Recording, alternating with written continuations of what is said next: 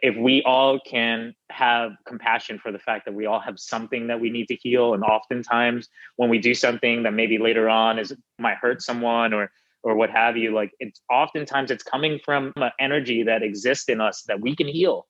Like we Yeah. can heal that and break that cycle.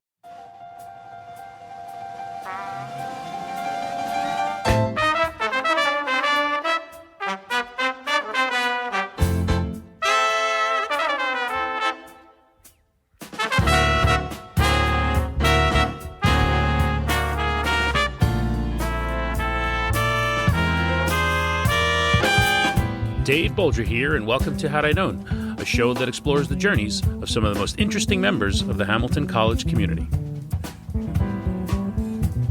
This week's guest is Michael Tennant, class of 2004.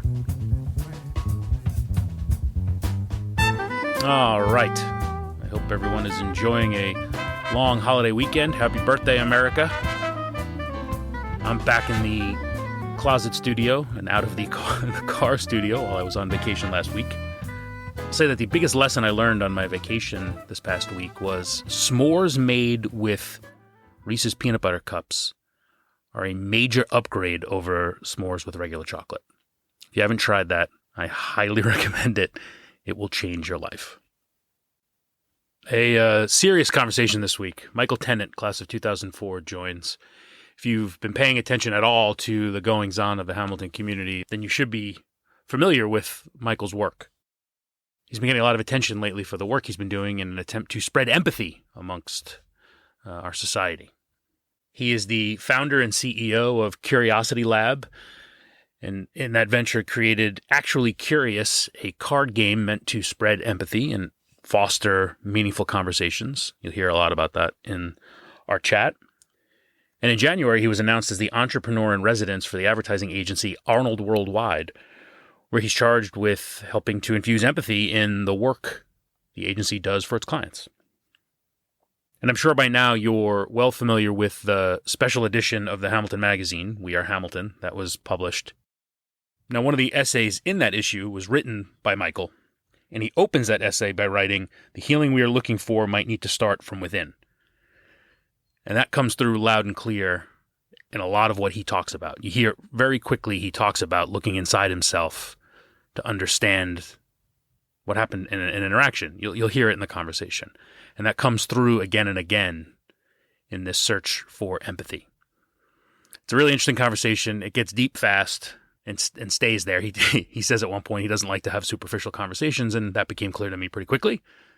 So much so that some of the normal things I get to in a conversation, we didn't have time to get to. We only had an hour to chat, and we went deep into certain areas, and I honestly could have talked to him for 3 hours.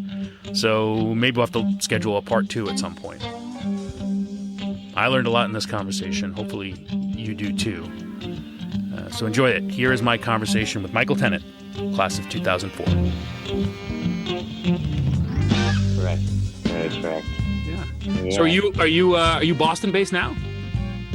I am. Although I was just thinking about this morning. I don't really feel very based anywhere, in the sense of like the way I grew up in New York, and I was there for my whole life, and we had that home, and just like all the family was sort of rooted around New York or New York City, maybe a little bit of Connecticut, maybe a little bit of New Jersey, but I'm like, whoa, where's home? Yeah. Where did you grow up, in the New England area? No. So I actually share in your lack of home feeling. I grew up on Long Island, but my mom, right before I went to Hamilton, my mom moved to New Jersey. And then, so I want to, after I came back from college, I didn't go back home like everybody else did. I was in this, strange place in Jersey. And then she moved back to Long Island, but to a different place. And then she moved back to Jersey. She couldn't make up her mind. And then I moved to Boston, lived in LA, back in Boston. This feels like home because it's where I have a wife and kids and have lived here for a while now. But I know what you mean. Like when I think about, I've lost the sense a little bit of, New York as being home. Like I'm going to go home. I don't have any family there anymore. So it's right. It's a weird feeling.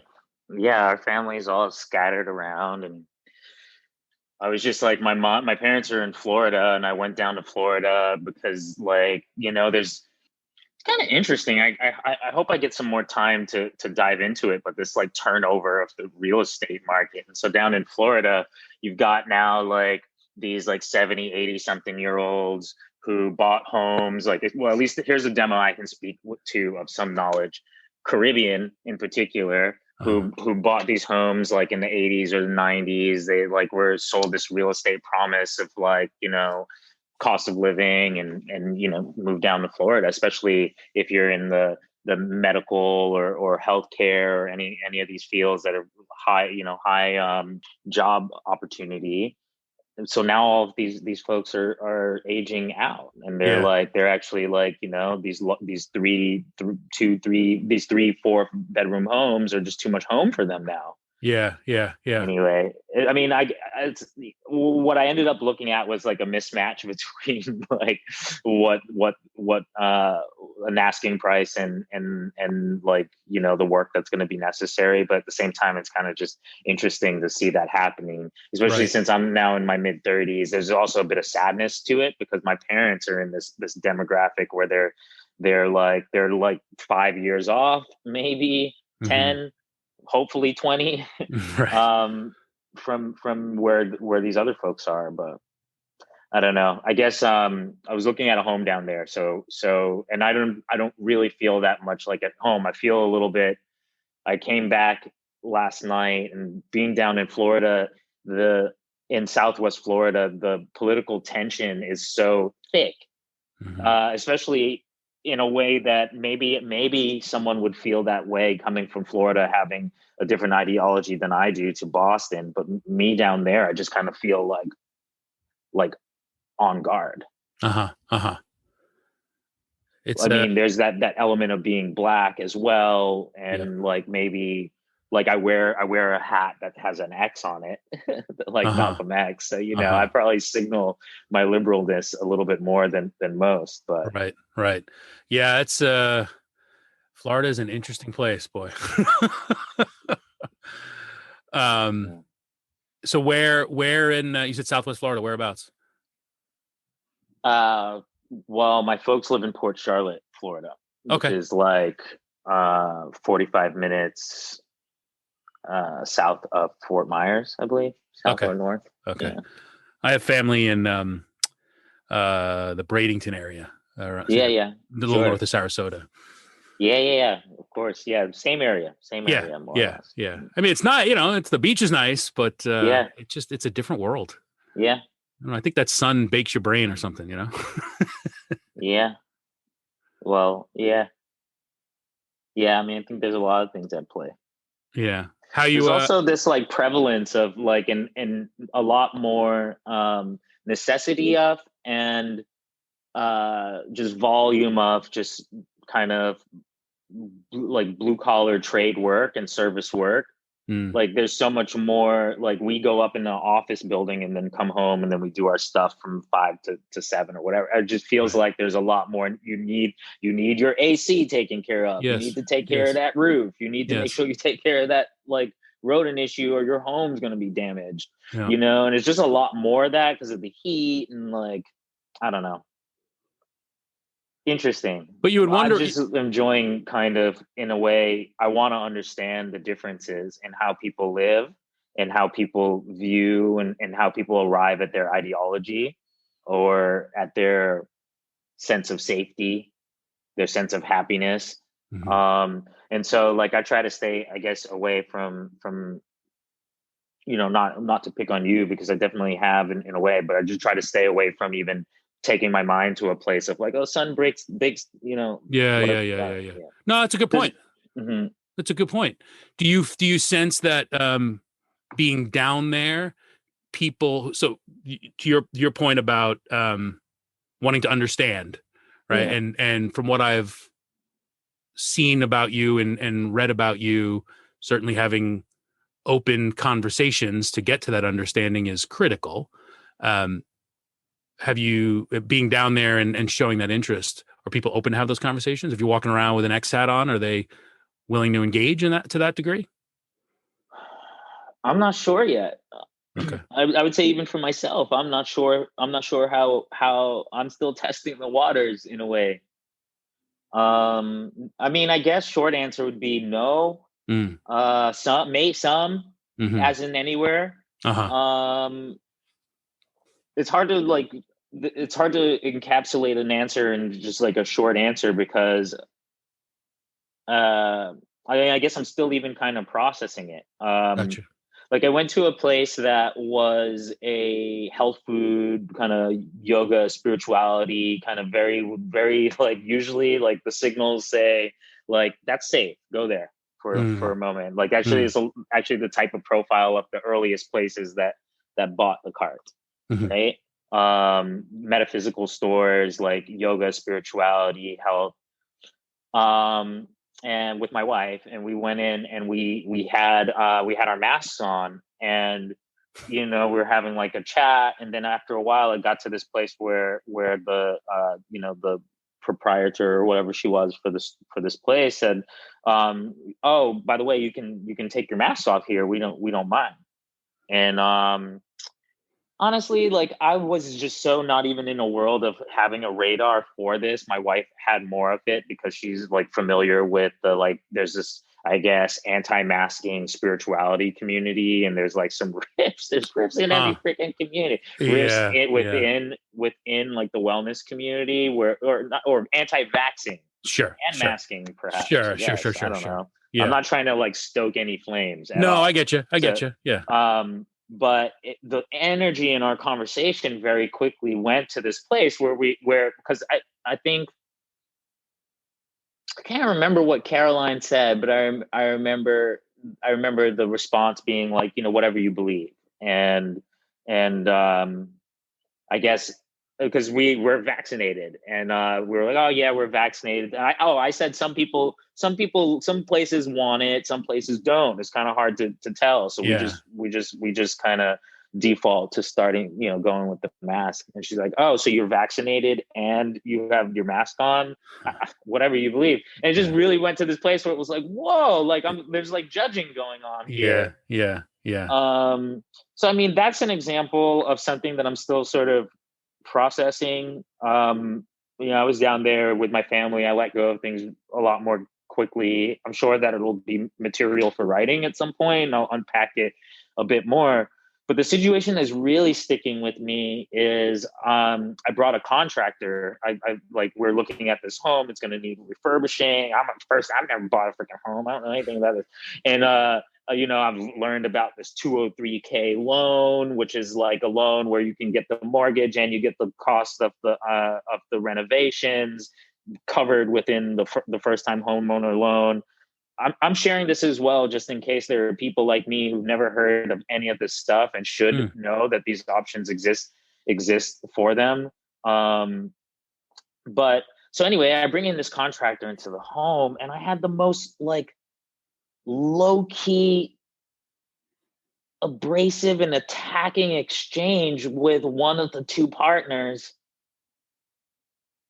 where I exercise like everything I've learned and practiced and strengthened in terms of having empathy and trying to read what's happening in the situation and like creating safety for myself as well as for this gentleman in case like there's something about me perhaps that's creating a threatening vibe. And um the way my wife described it was that she was like, I think he was just a know-it-all. Maybe there might have been some other things at play. Me being a woman, he didn't even shake my hand. No one shook Hmm. my hand. We walked into a room with like a realtor and two contractors, and they're like, "So what's going on?" The energy was just very like phallic, if you will. Mm. And I think we did our best, but I'm still trying to unpack what happened there. And I'm like, was that me? Am I defensive? And also out of my comfort zone? I was really forthcoming, like, hey y'all, this is my first rodeo with this. We're gonna have a lot of questions. Like, I'm trying to build trust. If we go a refurb direction, then we're gonna need a contractor. So this conversation is worthwhile whether we work with this house or not. Mm. Anyway, it was just a situation where I'm wondering how much race was at play. I'm wondering how much like being from the north and being like very educated versus blue collar was at play. I'm just very curious what Yeah. happened there. But I know that I felt really uncomfortable, and I would never want any money directed through me to go into that man's hands the way that I felt Yeah. in that Yeah. exchange. Yeah. It's probably a mixture of all the things you're talking about, because I've witnessed uh similar sort of experience, but particularly the gender part of it. And it's a very masculine industry you're talking about, right? And I've had situations where, so my wife is an architect, understands that world far more than I do. I am the least handy person you'll ever meet. My wife is far more handy than I am. But in any of those situations, if we talk to a contractor or someone in that sort of industry, everything is directed towards me, and I don't know the first thing they're talking about. And my wife will ask the questions and they'll direct the answers to me, and then eventually she'll start to bust out the knowledge she has that clearly knows more than some of these people do. Yeah. And that you always see the whoa. Yeah. So I think there's something to that, and I don't doubt that race was a part of it as well. Well, I'm curious, just to slow down on that. How Yeah. do you feel? How do you feel in that situation? How do I feel in that situation? Yeah. I'm at a point now where I find it entertaining to watch that moment of wow, when they realize what the power dynamic has changed. Early on, I think that there was a masculinity sort of, oh, I'm less of a man because my wife knows more than I do, in these things that I'm supposed to know as a man. I have far moved beyond that, and don't care. And now I find myself thankful that that's something that she knows and deals with, and I just trust her to Yeah. make the right decision in those spaces. So how does she feel in those situations? Well, when she's misjudged or ignored, there's no question that is uncomfortable, and it angers her for sure. But she is, working in that industry, has, I think, managed to power through that. And Yeah. I think ultimately when she showcases the knowledge and breaks through, then it's fine. But there's no question it's frustrating for her. Yeah. The reason I ask is, I mean, I'm glad I asked. It was it's good, and I guess like you brought me onto in your. I think we're recording for a podcast as well. Yeah, that's right. Okay, so you're sharing your platform, so you're already very much an ally for what I'm doing in a small way or a big way, whatever you choose to do with it. Yeah, The deeper you go into this empathy ally, what ends up allyship or empathy leadership, what ends up happening is like you feel what she feels yeah, like in that situation. yeah, Whereas like for me, like I'm hearing the story and I'm hearing from your perspective and I'm angry for you for her. yeah, Like in a yeah, way, yeah, I'm like, yeah, yeah, like my wife is a badass and like you're continuing this shit. yeah, It's like now I'm gonna have to show you as an ally, as a white man who you might look at differently, that what you're doing, this doesn't continue. yeah, Like yeah, you don't go in assuming that anymore. yeah, And that's kind of what happens to me all the time. And I think like I came to this place where I was realizing as you go through life as a underrepresented person, or maybe not even so many of us, where the thing that we really feel, the thing that we really feel, we have to like downplay it. So there are these parts inside of us that get silenced. And like if that's like your life, or let's say you're on the extreme, you're in a home, you're a child, you're a child who's in an abusive home, or maybe it's just emotionally abusive, maybe it doesn't even carry the markers that says by society, hey, I'm silenced, a part of me is being learned that like I don't have a voice, and I'm gonna have to unprogram that. That's the situation that so many people kind of grow up in, that I talk about like in the writing in the Hamilton essay, or like anytime I talk about, at least trying to shine a light. Like I'm quite fortunate. I look at myself as very privileged. And these days, especially with the latest deck that we created, the Human Rights Edition, I've been diving way deeper into where's my privilege as a man? Where's my privilege having grown up with both of my parents? mm, Where's my privilege having gone to elite schools? And what does that mean? And where are my blind spots in this room as a result? Where's my privileges as a heterosexual, like cisgendered identifying man, and what are the things that just like I don't even see. mm-hmm. um How do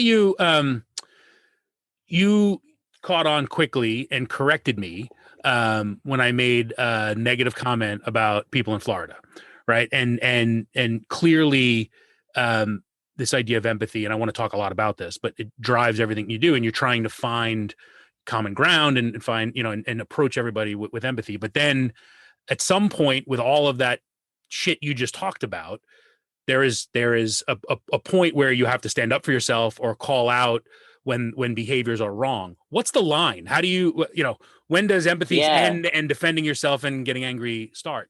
Or Well, can first of all, I want to give you like some points for sure, because you intuited where I was going, because I got worked up in the emotions and I kind of lost my train of thought. Yeah. But that's exactly what I was trying to get at, which is, actually I was on a call where I think I might have crossed the line a little bit. I was reviewing some creative um, from some folks, and I was in a safe zone. So like I thought, and so I was very open. I was just like really excited for the work, and the work had tones that were, for me, landed quite racist. And I was just like, I think if I'm expecting it, I can protect myself. But when I'm in a Hmm. safe zone, I can't. And I kind of went off. To me, like, and I felt some shame about it. And I didn't go off completely. I went kind of off. Hmm. Like, I Hmm. expressed more anger and passion than I would have wanted to in a place with people younger than me. I want to create a nurturing environment, etc. Right? Hmm. And I had some shame reflecting on that. I'm very willing to to acknowledge the whole spectrum of emotions. And I think what's interesting is after I'm reading this book about trauma, and what I've learned is that very recently is that I've spent so much time feeling that fear and feeling that attack and squashing it, that Hmm. right now that I'm aware of it, I feel licensed not to go off on anyone, but to say like, hey, I feel hot. Like I feel my chest clenching. I feel fear. Hmm. And it's making me feel angry. I talk through it. And then I express myself, because anger is an emotion that, like, all of our emotions are not good or bad.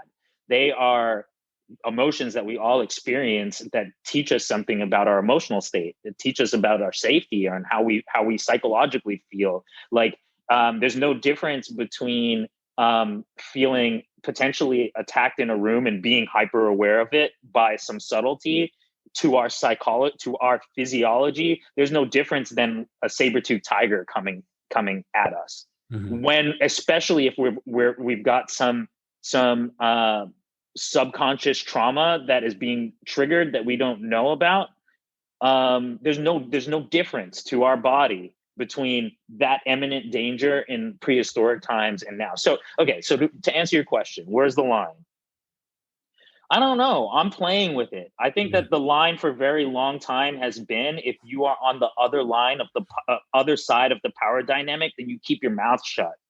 Hmm. That's where the line has been. And so to me, I guess the line is sort of like, be thoughtful about how you explore expression of emotions. Hmm. Um, I'm not sure, Dave, to be honest with you. I'm not Yeah, sure no, where the and line and is. and and I look, every situation warrants a different behavior, and the line probably moves depending on what the situation is.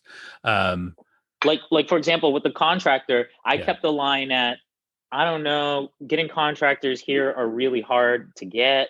Like, I'm not really trying to blow up any relationship at this yeah. point. So even though I feel threatened and it's clear, I'm gonna keep it like, I'm gonna control that. And Hmm. so in many ways, the work that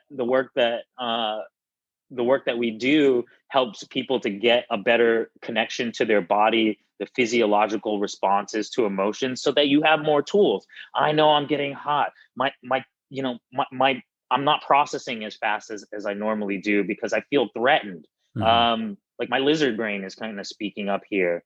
All right, slow down. Like, Hmm. don't do anything too much. Like, share the space. Caroline, I think, is my partner. She handles sometimes this different. Check in with her. Does she look threatened here, or is this just me? So like more tools start to get put in motion, because I'm aware that I'm angry. I could fly off here from what's happening, and it might be so subtle that I might look silly because he hasn't called me a word or anything, but he's cutting my partner off. He's cutting me off. He's Yeah. not acknowledging anything that I'm sharing. Um, So let's talk. There is no clear line is Yeah. what I should say, Yeah. and that's what I want to bring into the room is Uh-huh. that there's a big gray area, and depending on where you sit, you're going to see it different. It's going to seem more black or white to you, to that other person, and as a leader, I'm hoping that more people get awareness of this grayness and awareness that like understanding that because of my bias, because of my view of the world, I'm going to see this thing differently than, So, especially when emotions get involved. yeah. So let's talk about that more. The work you're doing. We jumped right into it, but it would be helpful for folks to explain a little bit about what actually Curious is and some of the work that you're doing. You mean just like the part that maybe you might need to edit to the front of this recording? No, this is free flowing here. We'll figure Okay, it cool. out. Well, yeah, I mean, I'm Michael Tennant. I'm the founder and CEO of Curiosity Lab, uh, which is the creator of the viral card game and the centerpiece of an empathy movement, the Actually Curious cards. This is the original edition. You can see on it, I don't know if you use video, but on it, on the face, there are four faces. It's a gender neutral face with the eyes opening up progressively. And on the top, it says, "Love is blank." And the reason is this is created to be a Trojan horse, something that you love and cherish, or you're intrigued by, that you bring into your home and play with. But the mission of this Trojan horse is to teach people tools of empathy. So from everything from the graphics to is meant to spark curiosity, and then the cards within inside are four colors: blue, green, yellow, and pink. And the blue has the eyes in a closed eye shape because these are the lightest questions. The green level, the eyes open up just a tiny bit Hmm. as the questions get a bit more intimate, a bit more challenging. And then yellow, the eyes open up more and all the way up to pink. So the original edition gives you four levels of cards so that you can meet each other where you're at. The way we explain it in the instructions is you have to do at least one color, at least one blue before you unlock green. You have to do at least one green before you unlock yellow. But generally, we just want people to know that the cards are made in levels of intimacy, and it's best that you start light and you level up as your room is building trust. This way, you have that familiarity that allows such that difference, that gray actually becomes, at least a bit more manageable.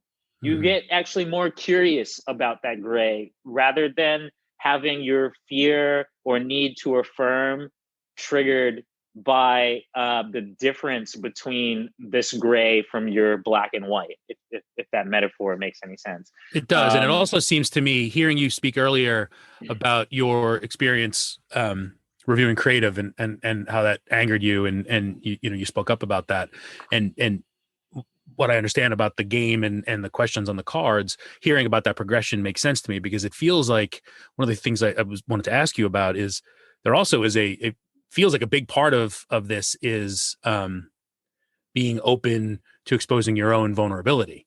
And you clearly a few times now have talked about, dealing with emotions, and you need to be exposed some vulnerability there in doing that. I think that scares a lot of people. Yeah. And I guess that progression helps get people comfortable with that. Exactly. Yeah. Okay. Exactly.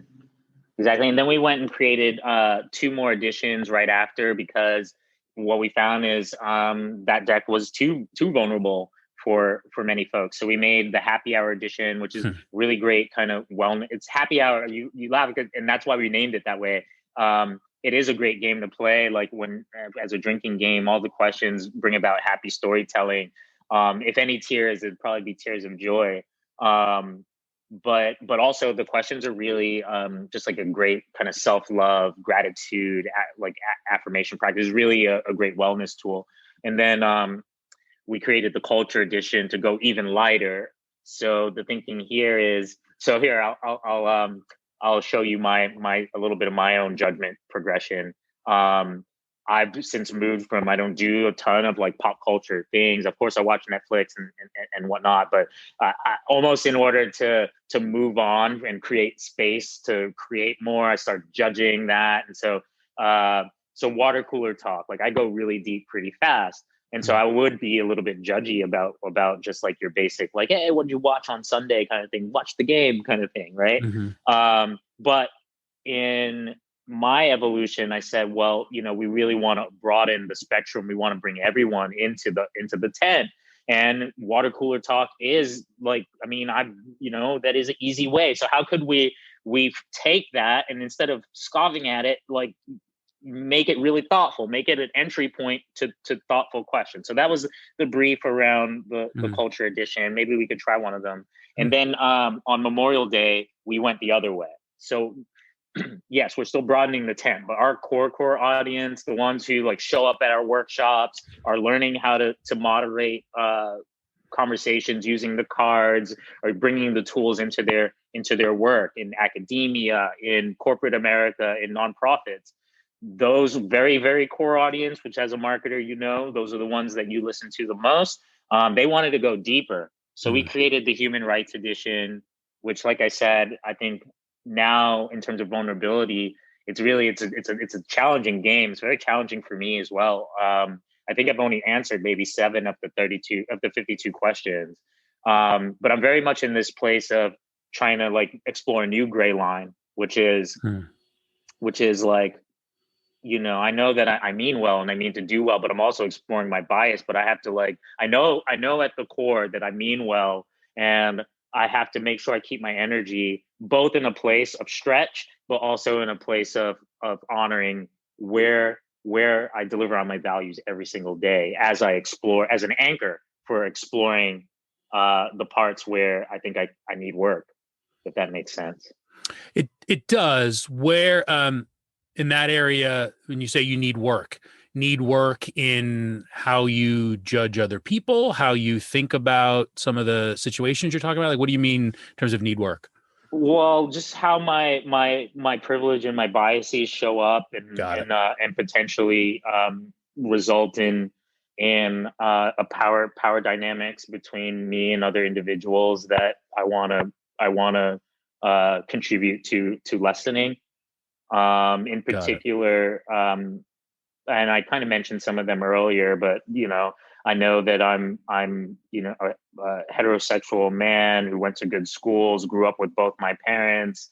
I had a good family structure. I was able to avoid many of the pitfalls that might have set me back, Yeah. both financially or judicially.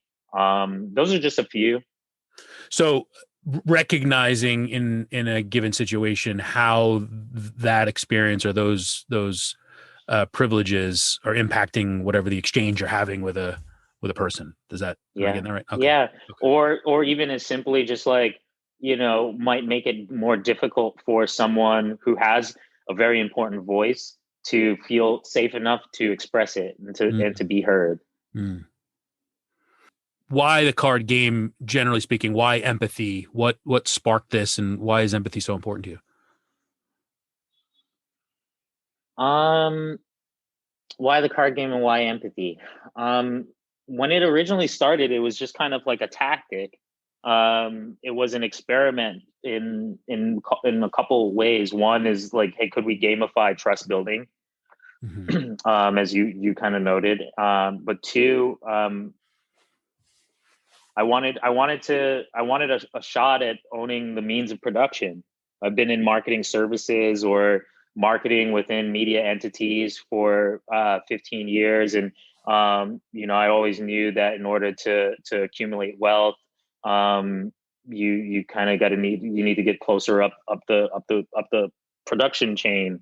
And so that was a shot at it. It was a lower cost of entry. It was something that we could do, and so it was a tactic that had its own intrinsic good. It would have been an experiment within a campaign to help fight divisiveness leading into the midterm election. So nothing lost if it didn't go anywhere. But luckily, with all the right thought and the right intent and the right players and the right design, it did. Mm-hmm. And so why empathy now? It just, the product kind of intersected with my life. In 2019, I lost two of my older brothers. Going out on the road and trying to spread empathy also gave me a place to tell my story enough that it didn't hurt anymore. Um, And I saw a story. So you interviewed where you talked about the loss you suffered and how it coincided with the need for a business trip. I think in the way in which you were that business trip, your desire to go home versus that trip was not treated with empathy. Can you talk about that a little bit? oh, are you talking about the entrepreneur article that just published? It must Okay. be, yeah, yeah. Um, okay. So I guess I'm yeah, I trying to mean, get at the importance of empathy in a work environment, right? There's just from a societal perspective and how we live our lives, but then also businesses more and more to I think to retain the right sort of talent need to practice and exhibit empathy that companies aren't always good at. yeah, I mean, there's a dissonance between self care and family and the not just corporate structure, just like the professional structure. Yeah. I think there are a lot of companies that are implementing more progressive ways of dealing with mental health and bereavement and um, birth, paternity. Um, and I think it's going to be really important. I mean, yeah, I mean, I had a couple situations, one in 2016 and then in 2019, where, you know, they needed more. I was their chief marketing officer in one situation, and in the other situation, I was the head of the department. And there wasn't an infrastructure in place to support the space that I needed, Mhm. let alone, and that's not necessarily on my fault. I guess I'm taking it bigger. I'm having empathy for the system. The system doesn't know how to handle this stuff. Yeah, yeah, But now I'm on this other end of the spectrum where I was kind of like poking at it then from the inside, where it's like I need space, and my body was telling me that I needed it, and I had toxic ways of coping with it. Then I'm happy that I don't have those now. Now I just take the space I need. Now I just say the words that I have to say, like I'm angry. yeah, yeah, But I had to remove myself from the system in order to create the safety to do that, to experiment with that, to model that, to show that. And I think there are a lot of people doing that. yeah, There's a stat that I saw recently where companies are having like increasing, like companies, big, companies that are usually like very sexy to work for, are having a difficult time filling roles, retaining roles. People are coming back to new, like open, new office policies, even relaxed office policies, and being like, even these relaxed office policies aren't going to work for me, so I'm yeah, quitting. yeah. So I mean, I don't know. Obviously, people need jobs. Not everyone is going to create Right. a business and make it profitable. But I worry a little bit about being, even as myself, being I worry being an employer in a world where employers don't know how to create the elasticity necessary for this new expectation Yeah, of the workforce. yeah.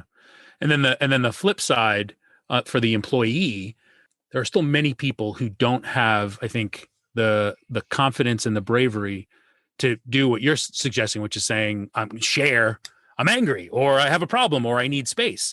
They internalize it out of fear and then don't voice it. And then that leads to even further problems where whether or not the organization is structured to handle it, if they don't know about it, they can't do anything to handle it. And then that creates frustration, it creates apathy, it creates something worse, and then creates feeds mental health challenges, and then that employee either leaves or productivity goes down. And so and go back to again your point about trying to foster more meaningful conversations. I think that's critical, and a lot of people don't have the tools to do that.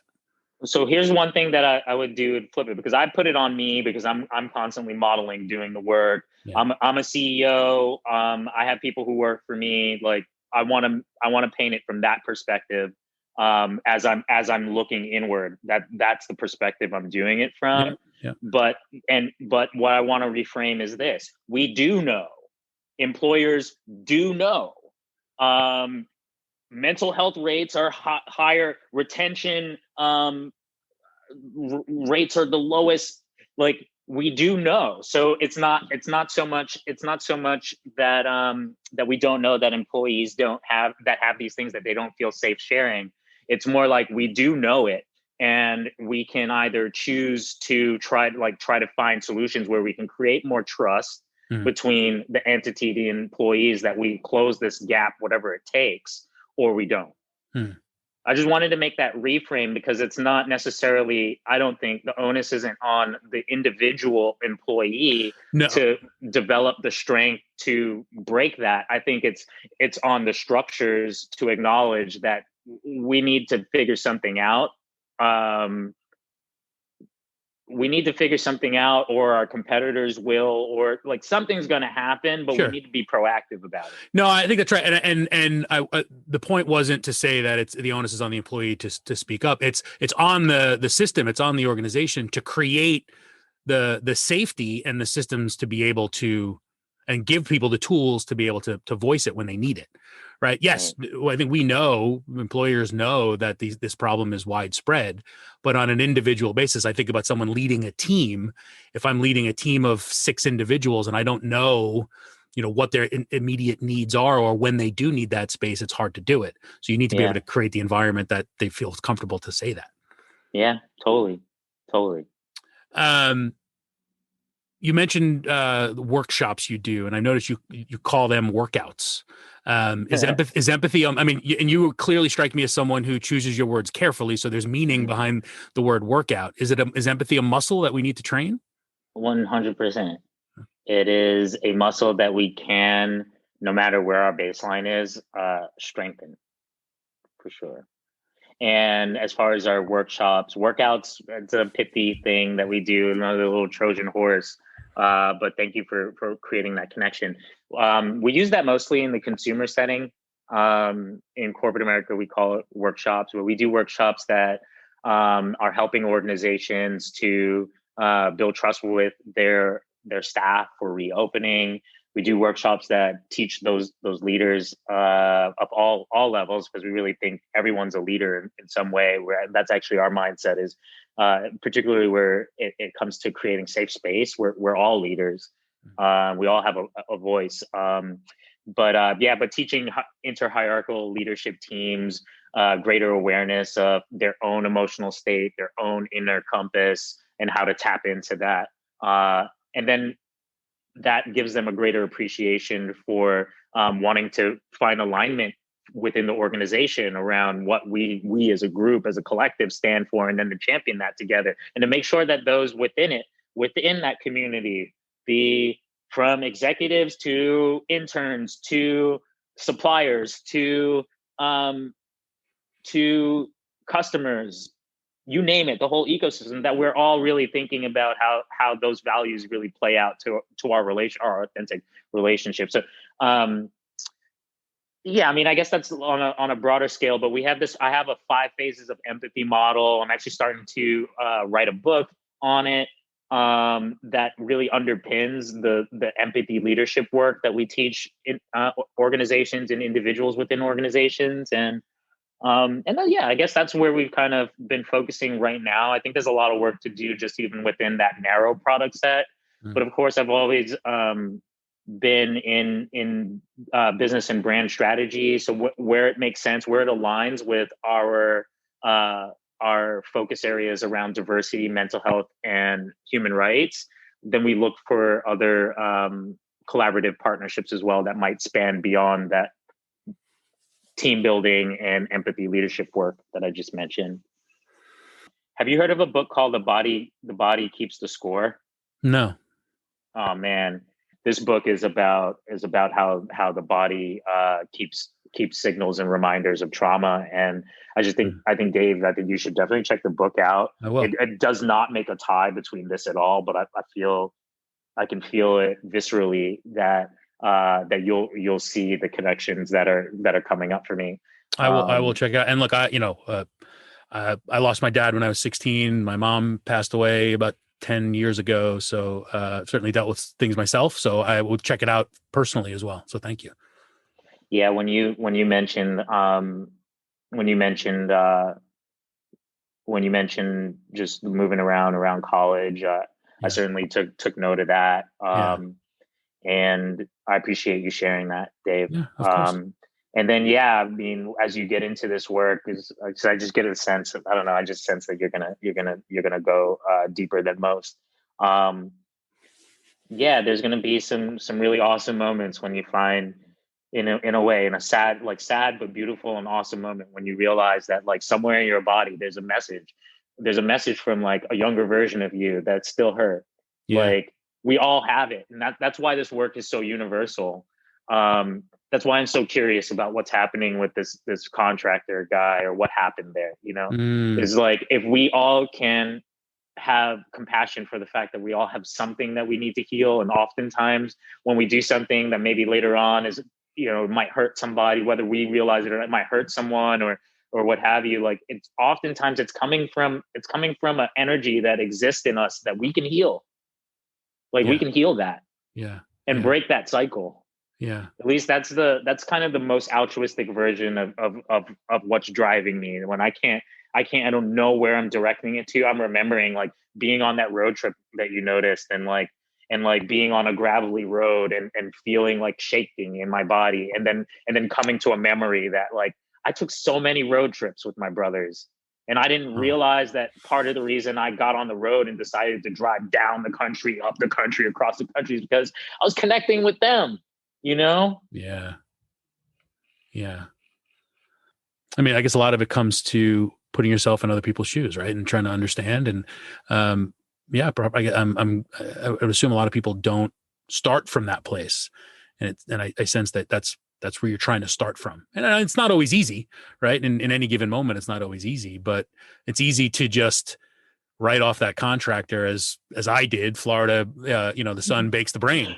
But understanding, where that's It coming does, from. by the way. As a um, Jamaican who's also roots in Florida, yeah. Got your um, back, Dave. but I think, even hearing you say, was it racism? Was it a gender thing? Like what was behind it? Was it a class thing? Even trying to Was it understand that. me?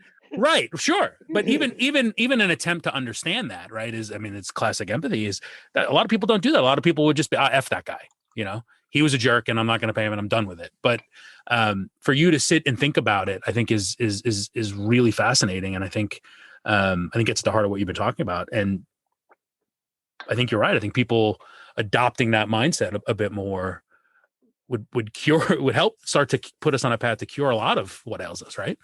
Versus just like, we're a divided country and that's it, red and blue and that's it. And there's so much more to it than that.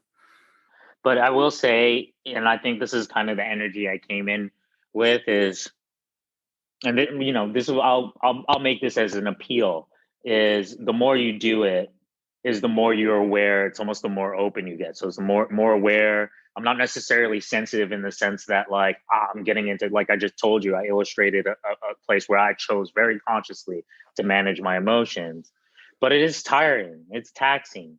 So that's why we need more people who are willing to be like, you know what, I can see you're tired right now, and I've got your back. You know what I mean? It's Yeah. like when you look into the organizations and you look at we all have issues. There are times in my life where I would not have the capacity to look so outward as I am today. Like when I was going through that loss with my family, I could not do that. I could not look outward to everyone else. I could only actually look here. I had to heal here first. Yeah. You know? Yeah. So, look around you and look at who's been taking up this shield and this sword for long enough, you know, and see if, like, you can see the fact that they're tired, and Yeah. see if that compassion for them gives you a fire. If it doesn't, it doesn't. But like what I'm trying to inspire is that they're more, because it's like a bundle of sticks, right? You can break one, a really fucking strong one. It takes a lot to break that thing, but over time you keep bending at it and it breaks. So, but when you bundle them together, like, it's really difficult. You got to break us all, you know? Are you feeling And are you feeling the impact? Are you feeling the work you're doing is making change? yes, we are. Yeah.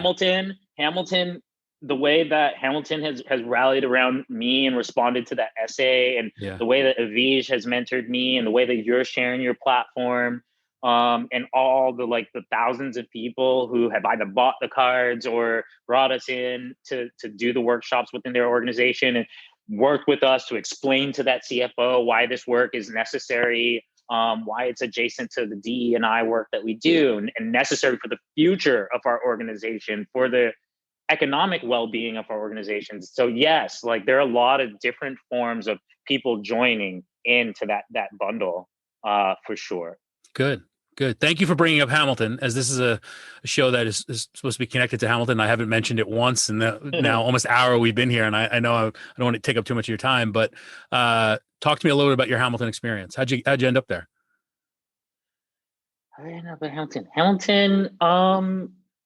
Well, I went away to boarding school from Bed-Stuy, Brooklyn. So actually my first exposure to the kind of the demographic makeup, and also even knowing of these small liberal arts schools that you don't learn about on NCAA sports or what have you, which is where a lot of my college exposure came from. So I ended up at Hamilton. It was one of the schools that gave me one of the better need blind financial aid packages. There were a few folks from the Hill School that was there. I went when I was 16 when I went. So it was kind of like I needed safety. I needed to feel safety, and there were enough people there that I knew. The way the admissions process unfolded, I didn't get to go to the Black and Latin weekend, but I did get to spend some time with folks in HEOP and BLSU when I visited, which was great and helped me feel safe. So yeah, I mean, they helped close the gap, both the financial and the psychological gap that was necessary for me to get to a place like Hamilton. So, I mean, my experience was great. Did that safety that you were talking about that you felt early on, did that remain in your 4 years there? It's an institution that struggled with making students of color feel safe and belonging. And I know that they made great strides since I was a student there. I'm curious your experience. Yeah, I'm trying to think about what the 1 minute version of this. Yeah, I mean, I'm sorry. On average, on balance, I felt very safe. There's some other interesting dynamics that I encountered in terms of just almost like the remixing of